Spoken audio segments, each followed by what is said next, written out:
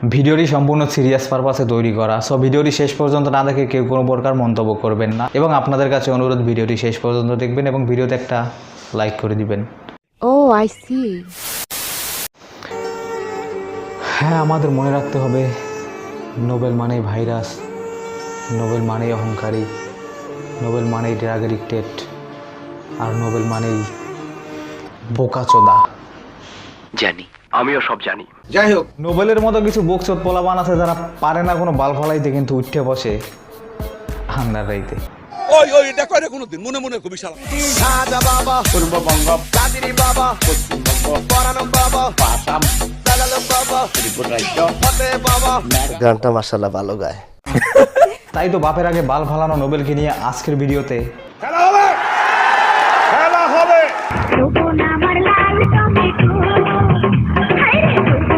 So let's begin.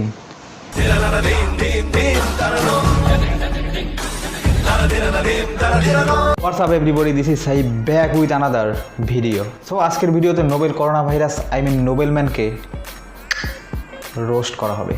কিন্তু ভাই, এই নোবেল ম্যানকে নিয়ে কথা বলার আগে আমাদের একটু হলেও জানা উচিত কে এই ভাইরাস, কে এই নোবেল।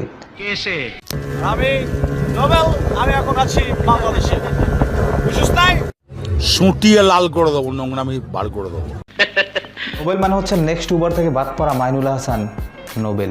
এটা কি এরকম কিছু যে তুমি কোনো কিছু না পারতে এটা বানায় আমাদের সামনে প্রেজেন্ট করতে? জেসি, প্রবলেমটা কোথায়? ওই দিন ধরে কনসেপ্ট না পাওয়া যায়। Come on. ঠিক আছে, থ্যাংক ইউ।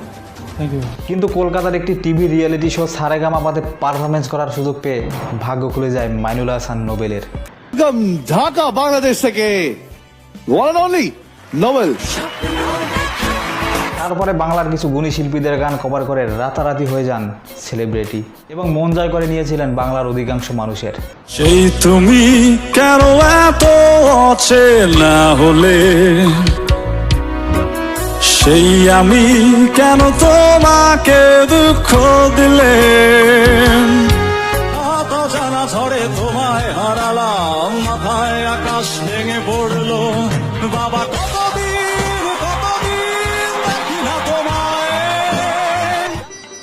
আমি আগেই বলেছিলাম ছেলেটার অনেক প্রতিভা, ছেলেটা অনেক ট্যালেন্ট। তোর গান শুনে আজকে থেকে আমি তোর ফ্যান হয়ে গেলাম রে ভাই।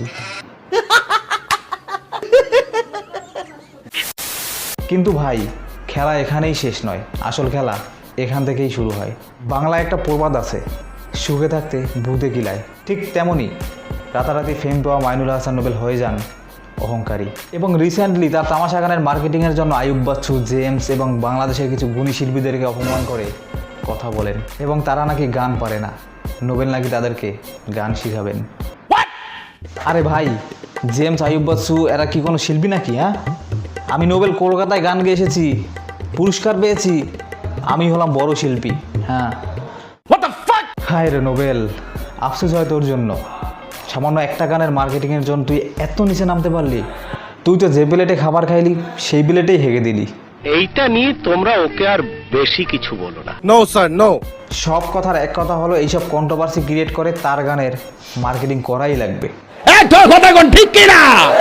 কিন্তু বারবার ঘুঘু তুমি খেয়ে যাও ধান, এইবার পড়েছো ধরা, বুঝো সোনার চান।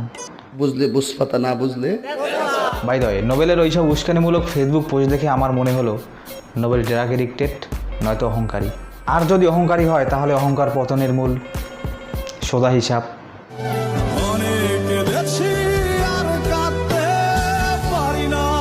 হ্যাঁ, আমি মানি নোবেল খুব ভালো কভার আর্টিস্ট, খুব ভালো গান গায় এবং তার গান সবাই শোনে। কিন্তু ভাই, এইসব অহংকারী এবং স্বার্থবান মানুষদের পতন হওয়াটাই স্বাভাবিক।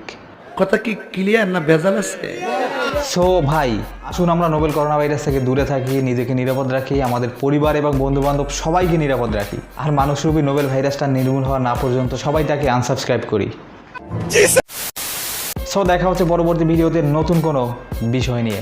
দিস ইজ সাইফ, আল্লাহ হাফেজ।